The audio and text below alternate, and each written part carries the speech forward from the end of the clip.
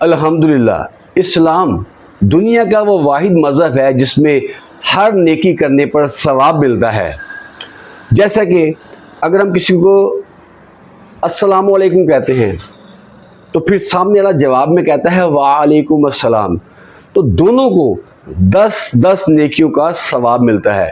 اگر سلام کرنے والا اس طریقے سے سلام کہے السلام علیکم ورحمۃ اللہ اور جواب دینے والا کہے وعلیکم السلام ورحمۃ اللہ، تو دونوں کو 20 نیکیوں کا ثواب ملتا ہے۔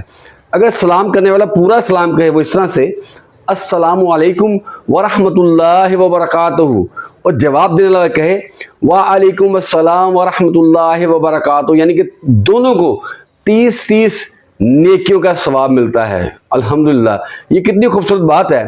اچھا دوستو، سلام میں ویسے پہل کرنی چاہیے، السلام علیکم کہنا یہ سنت ہے اور اس کا جواب دینا وعلیکم السلام یہ واجب ہے۔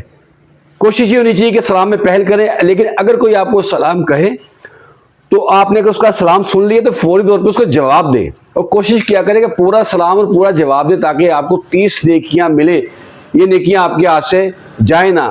عموماً آج کل ہو کیا رہا ہے، ہم بازار میں آتے جاتے موٹر سائیکل پہ ہوں گاڑی پہ ہوں، دور سے ہی ہائے ہیلو یا ٹیلی فون اٹینڈ کرتے ہوئے کال اٹینڈ کرتے سب سے پہلے ہم کہتے ہیں ہیلو ہاں جی۔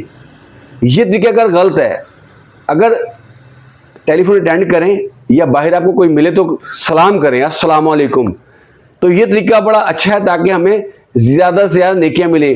ہر چھوٹے سے چھوٹے عمل کرنے سے بھی اسلام میں ہمیں نیکیاں ملتی ہیں۔ اللہ کریم آپ کو اور مجھے عمل کی توفیق عطا فرمائے، آمین۔